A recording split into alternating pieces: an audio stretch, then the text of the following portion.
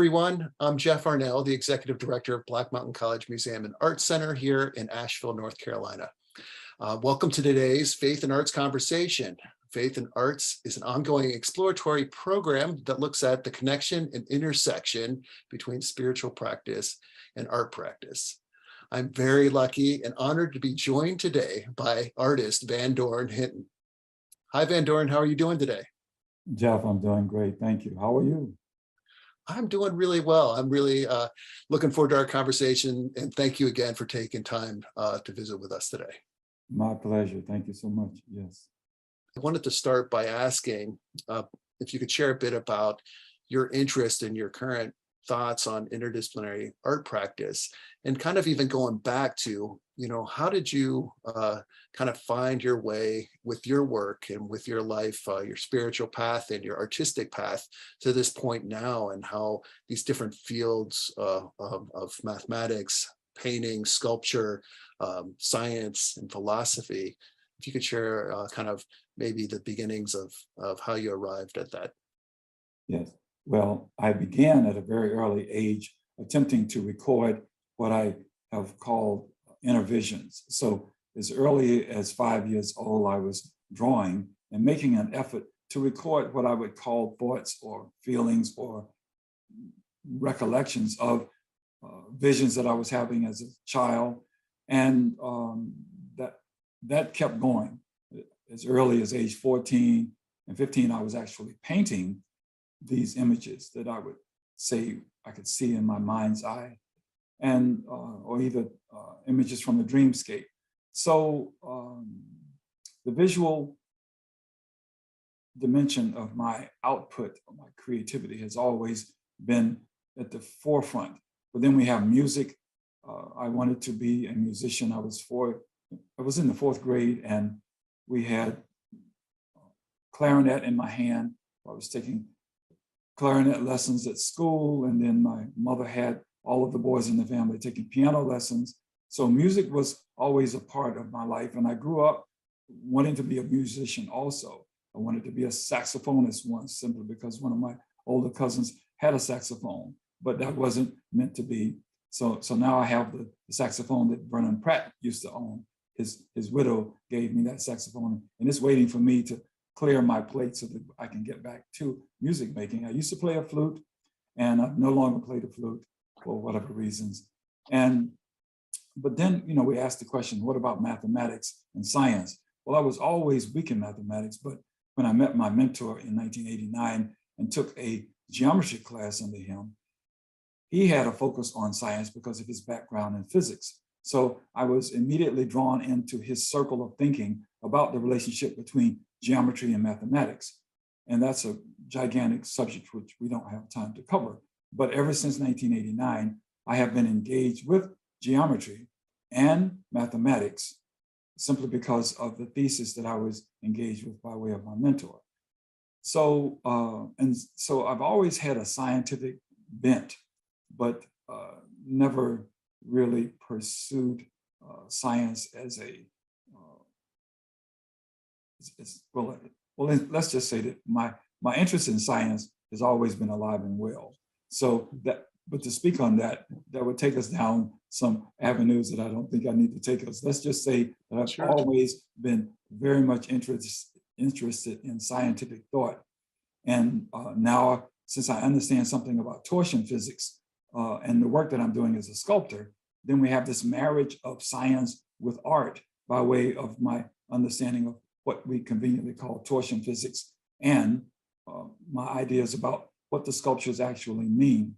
I even have a term that I'm planning on using at some future exhibition titled Sculptures for a Possible Future.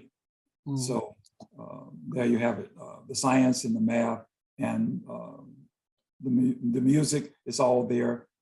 It's all factoring in simultaneously. My thoughts about life, the universe, and everything. It's all woven together. There's no separation.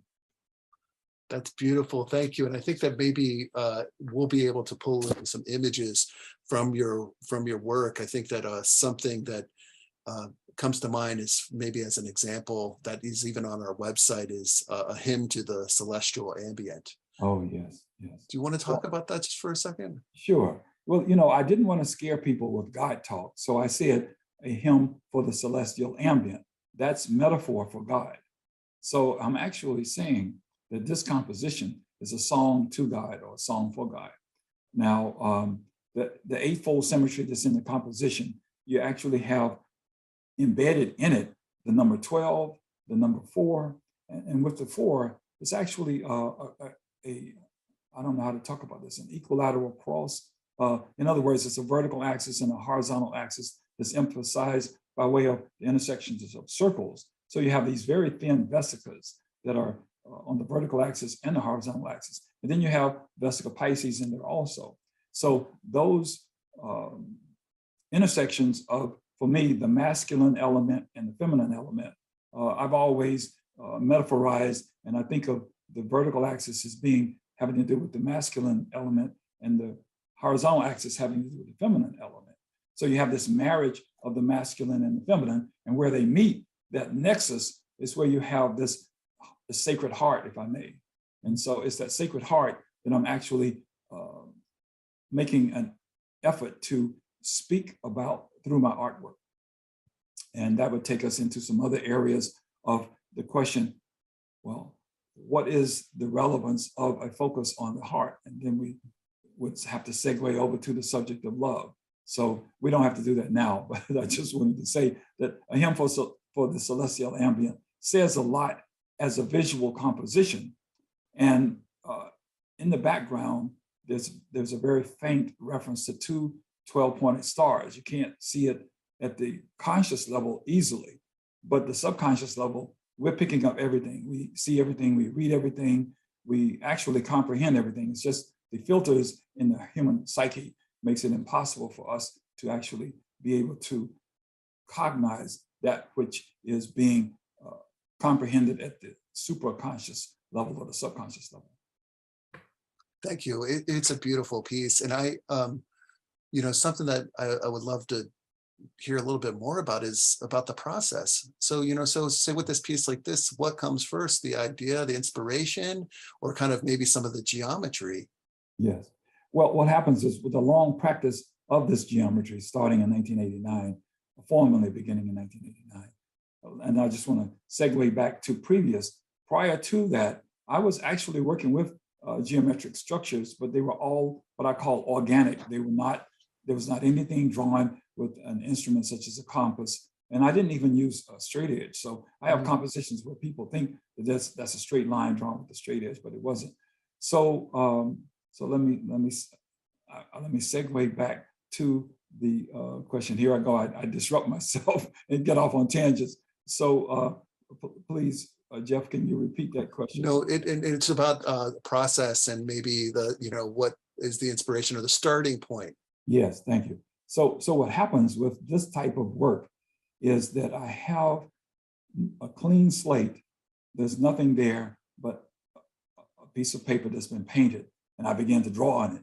Now, sometimes I might have a pre-thought of 4-fold symmetry or 8-fold symmetry or 6-fold symmetry. But for the most part, it's like automatic writing. I simply go with the inspiration, and whatever I am guided to do from this place of inspiration is what manifests. So I'm basically serving as and I don't like to use the word medium, but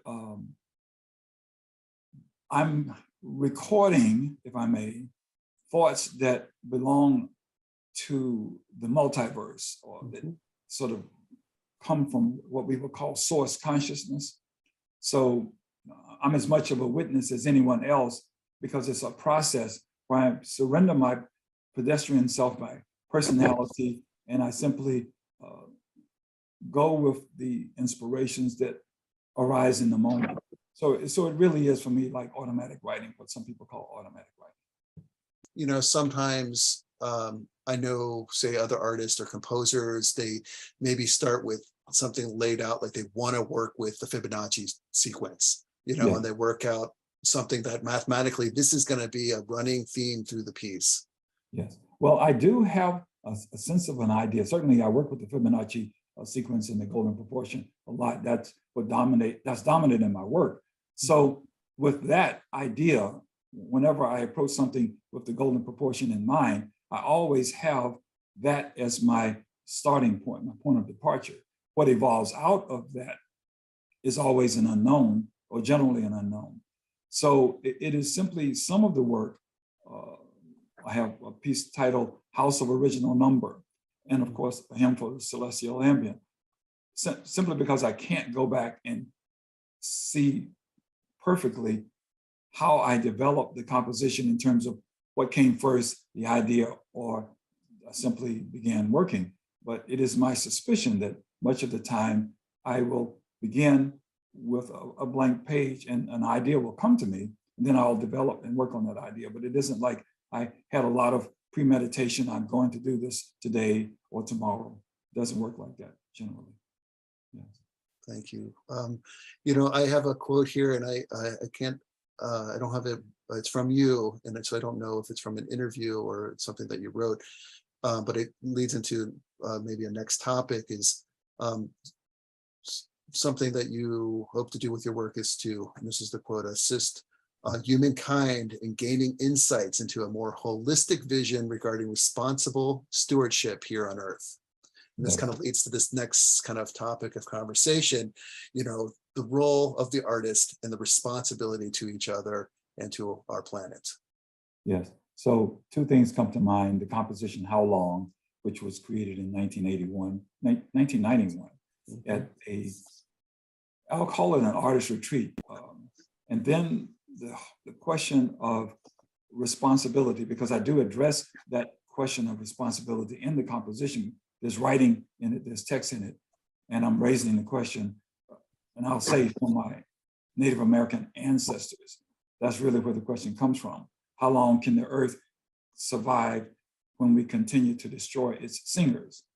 So, and its singers being all of the species that we have on the planet that are systematically being destroyed simply because of the, what I'll call the corporate greed or the ignorance and arrogance of some humans. And often in the past, you've talked about, you know, how you view yourself as an artist, and also how you hope that your work is a vehicle for multiple things. Right. So, you know, the term artist is a tricky proposition for me to wear, simply because I see myself more as a shaman, and that is an individual who is offering medicine to the tribe. So the term shaman had to do with an ancient cultures where there was a medicine man or a medicine woman serving the community with whatever was necessary to assist individuals in the community to regain balance and equilibrium in their lives, whether that's physiologically, psychologically, or emotionally. So my thought about the role of the artist has very much to do with how can we serve our communities towards the ends of helping to restore balance and equilibrium, or establish balance and equilibrium at the psychological, at the emotional, and at the physical level. So that is always at the forefront of my thinking in terms of the question of how do I serve humankind? And I address it in everything that I write. I address it in all that I do. So whether it's sculpture, whether it's writing, whether it's poetry, whether it's two-dimensional work, I'm always addressing that question.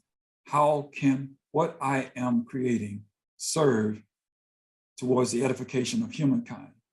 So my thought about the role and the responsibility of an artist is, let us look at what we're doing, how it impacts human consciousness, how it impacts the community. And those are the most important questions that can be raised in regards to the role of an artist. What are we here to do? We all know that many artists are doing things that have nothing to do with what I'm talking about. And that is okay. My focus is to address the question, how do we serve humankind towards an increase in our spiritual intelligence? That's a simple question that is always before me. And I'm always asking artists to consider this as being the primary question that they walk with in terms of their practice. Amazing, thank you. I mean, this goes to, I have a lot here that you've shared with me, or I've looked up online or in your books. One of your artist statements, and kind of is a nice, if you don't mind, do you mind if I read it? It's really short. Please read it, thank you. This is from Vandorn. The making of art is more than an act of making. It is, in fact, integral to the act of becoming.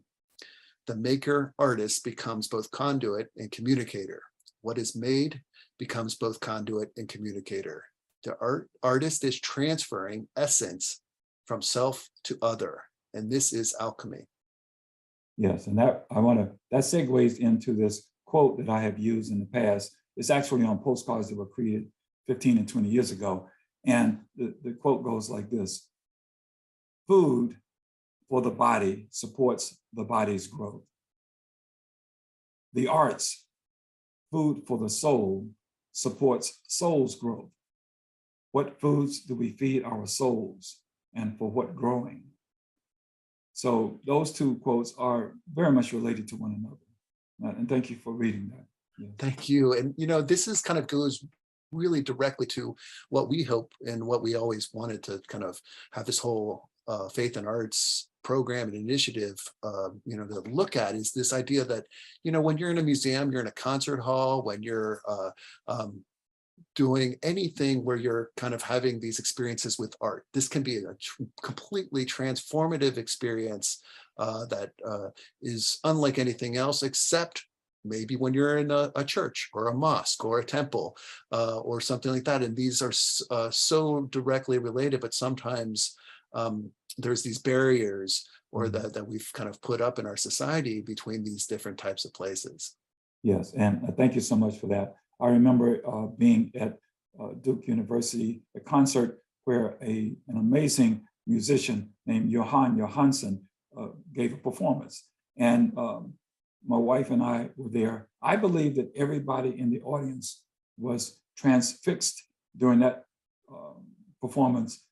It was worship, it was church. Now, I want to say that wherever I go and whatever I'm doing, as an artist, it is an act of worship, whether I'm creating or witnessing what I've created or talking about it. It's all church for me. So the idea of church is simply a question of how we direct our attention towards the divine, or that which is sacred.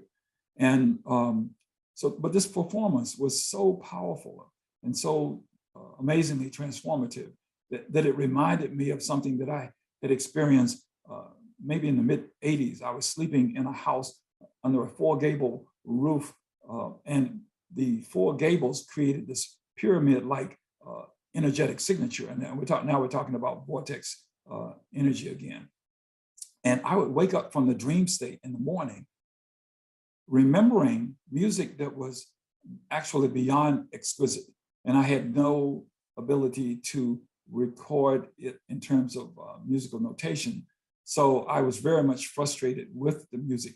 But Johan Johansson and a number of other musicians, Hania Rainey and Niels Fromm, and a number of others, some ambient musicians, have come close, but never have I heard the type of music that I was hearing when I was sleeping under this four-gable roof that actually created a vortex of energy.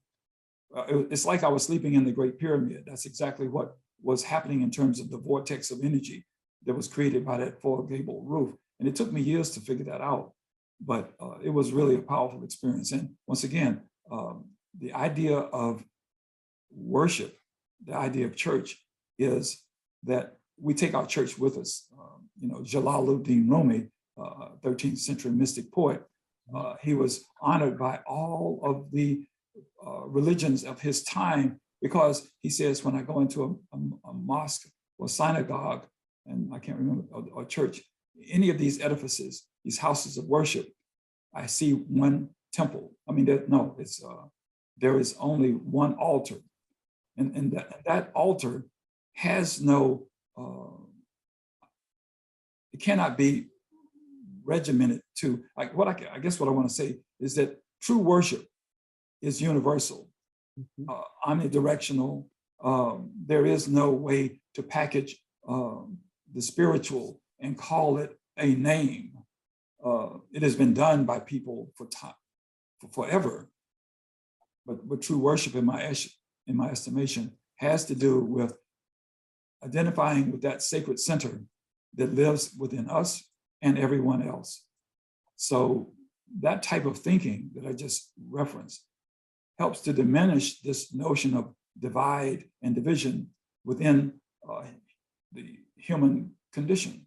So when we erase that division by honoring the sacred and the divine in one another, we actually elevate all of humankind, and we move towards an elevation in consciousness that has been prophesized that will come. And some of us think of ourselves as forerunners or the tipping point, if I may. And that's a beautiful thought. For some of us to say, I'm serving humankind by being in a place of reverence. Now I must admit, I myself haven't arrived yet. I mean, this is not a 24/7 experience for me. My wife walks like that every day. You know what I mean? So for me, she walks on water. Yeah. I kid you not, really. I tell people she's actually an angel in human form. Now, she wouldn't necessarily want me to say that in the public, but I don't mind saying it because for me, it's true, right? For sure. Yeah. I mean, you brought up so many things and there's so many different directions to go with this, but I just want to say, I want to share with our audience your book. Oh, thank you. Yeah, and which we have in our bookshop here at BMC Books, Paths to the Infinite, Finding Your Sacred Center, which is a handbook of sorts. Well, it may actually become that. Thank you, Jeff, for mentioning that. I was interviewed by Mark Lee on his ITV program, IBM TV program, I think it's called. And the interview went so well that one of Anna Maria's friends, Ellie Travis, said, you can take this and make it into a book. So that's what we did. I had no idea that it was something that was going to be of value to anyone, but really the conversation went so well that the transcription now is in book form.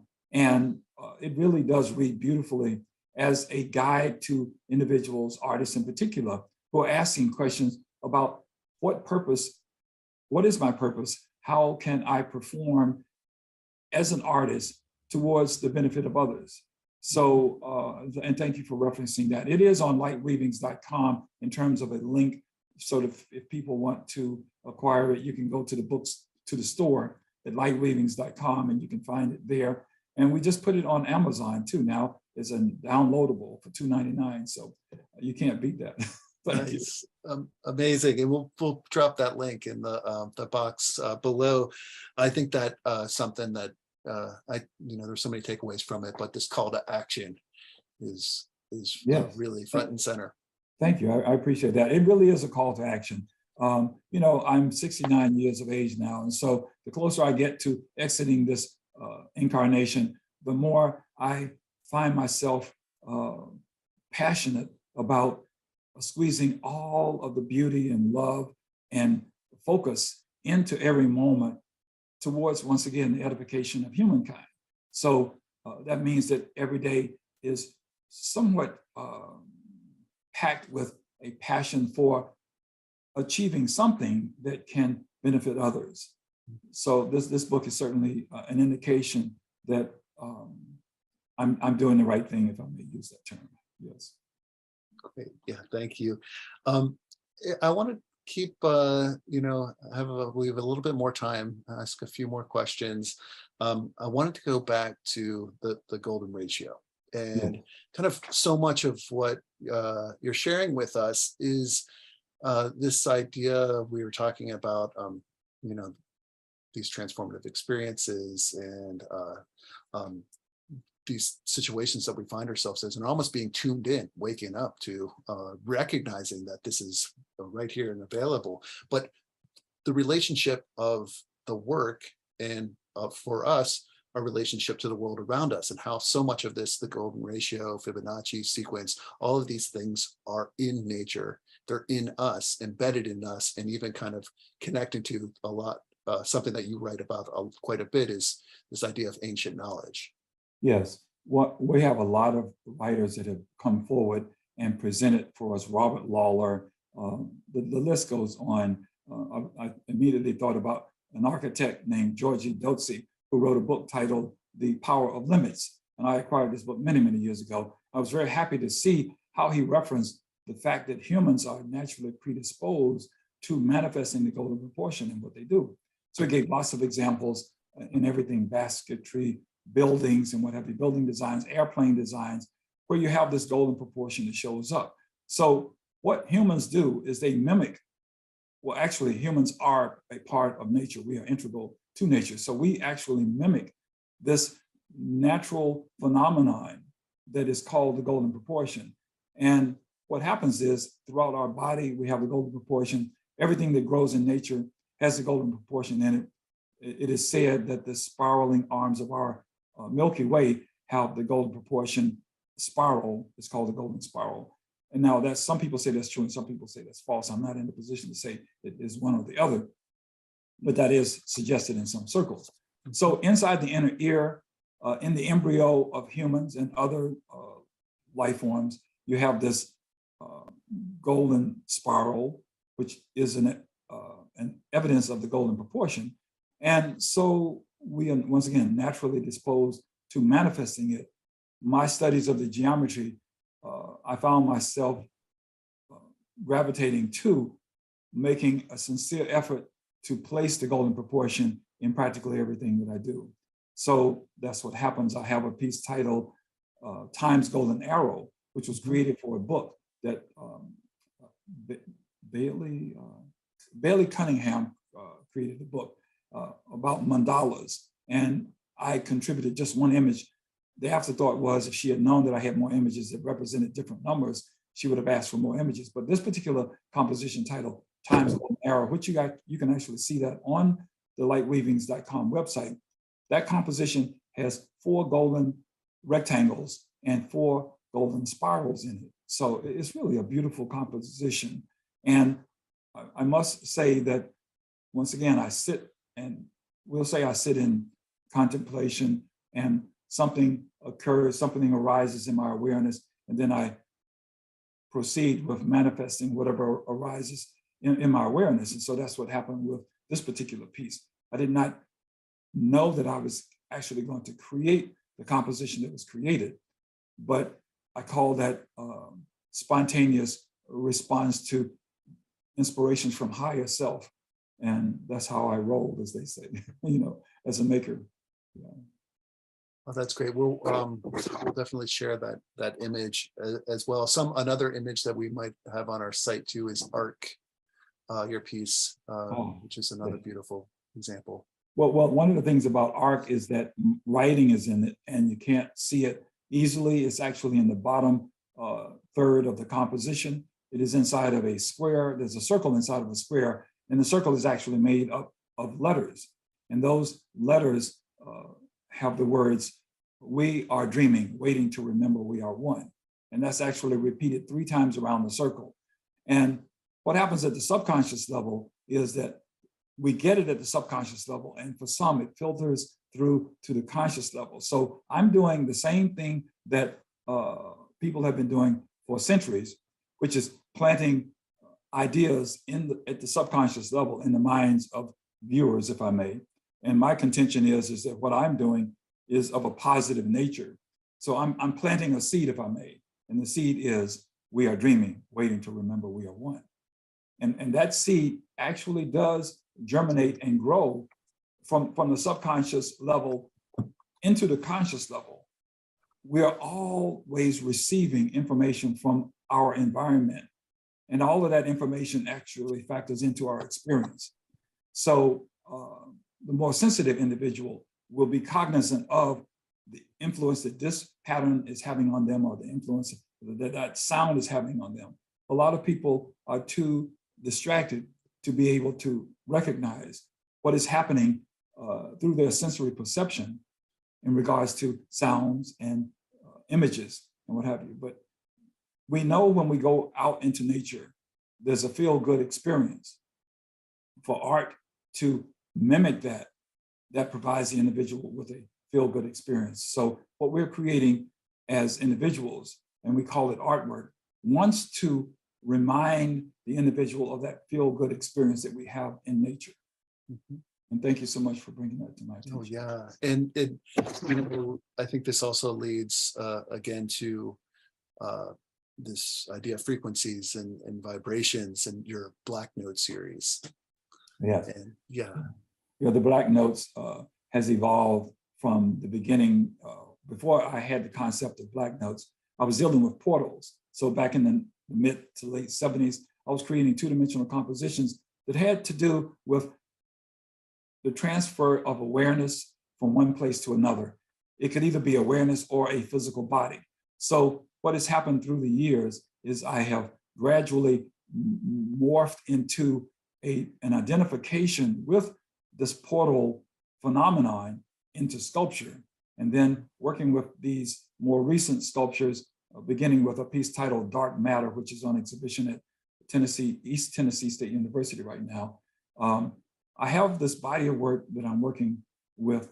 I'm calling it the Black Notes. And so one is titled Black Notes, Sometimes Kinda Blue. Another one is titled Black Notes, A Sharp Purple Portal. Now those two compositions are the most recent bodies in this body of work. And what I'm doing is working with the idea of my African ancestors being influential in the world of music globally, of course, but especially in North America, where the Africans brought with them, as far as I know, and I could be wrong about this, but I'm going to suggest to us that Africans brought with them an identification with certain sounds, certain frequencies. And a lot of these frequencies, once analyzed in the Western thought, are understood to be the Black notes on the piano. And so the Black keys, if I may. And so the Black keys being sharps and flats, it is said now, supposedly it's an historical fact, that these notes are the dominant notes that are used by people from the African diaspora in their music, especially Africans in America. So we have the blues and we have jazz and what have you. Now I can't say that this is a true statement. I'm simply repeating what I've been told. And that is that the Black notes show up in African-American music in particular. And so I am identifying with that notion of Black notes with my sculptures, but I'm also playing with the idea of moving consciousness, that is even attitudes and opinions, from one place to another. So I'm actually asking for people to understand that we're talking about still this evolutionary spiral that we can be on, this trajectory towards an evolved, an elevated state of awareness. And so the Portal series wants to speak to that possibility of transferring awareness, as in attitudes and opinions, from one localization to another. So the idea is that it wants to be an upgrade in thinking, an upgrade in feeling, an upgrade in awareness. And the Portal series is attempting to address all of that, but at a metaphoric and poetic way. Amazing, thank you. Maybe if we have time for one more question, I would love to actually follow up with that. In an earlier conversation, we were discussing time itself. I think that it's related to this idea of portal and the connection between ideas and places and ancestors, and but it's also the other part of the equation, which is our understanding. And we had a really fascinating, interesting conversation about calendars. And I don't know if you want to, is there any part of this that you would like to end on? Is because I think that we're all clicking by. Yeah. I think if we slow down, we tune in and we start to, understand each other, start to love each other, but time is a big part of that too. Yes. Well, my experience with time is interesting. I have a tremendous amount of Native American ancestry, and of course, I have African ancestry. And it is understood by some that when you say, when a Native American or an African says, I'm going to visit with you, you might not want to be looking at your clock, because it might happen at any time, even though, we have this idea, well, you said you're going to come. Does that mean soon? So I have actually, I'm guilty of being considered one who doesn't respect others by way of this notion of good time management. So, gosh, I'm wringing my hands because the subject does bring up lots of questions. Certainly, I do walk more like my Native American ancestors and my African ancestors when it comes to how I deal with time. So I want to bring up the notion of omnidirectionality. And that even segues into omni-intentionality. So we have this notion of the torus. And in the future, humankind may actually be able to see something about the phenomena of time that is related to the torus.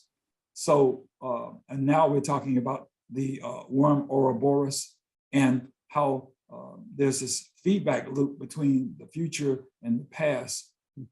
That feedback loop exists in the now, but we're conditioned to think as though we're on a timeline, which for me is an illusion.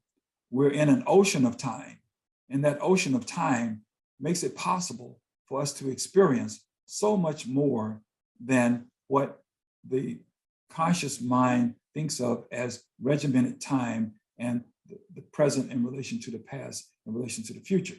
They're all tied together in the present moment, what we call now.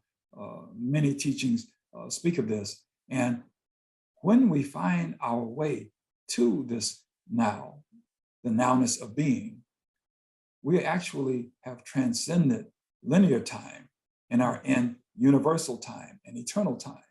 And that's where the heart resides. That's where beauty resides. That's where grace resides. That's where love resides. You can't find it anyplace else. All other ideas about love, beauty, grace, the sacred are a joke. We have to transcend the notion of time to be one with the beauty that's embodied in love. So, gosh, I don't know how else to speak to that. Yes. That's wonderful. That's beautiful. And I think that in a short conversation to end with this is perfect. And so thank you so much, Vandorn, for spending some time with us. And I would encourage everyone who's tuning in to make sure to check out Vandorn's work in museums and in online, and also his new book. Thank you again. Thank you so much for the visit, Jeff. Appreciate the conversation.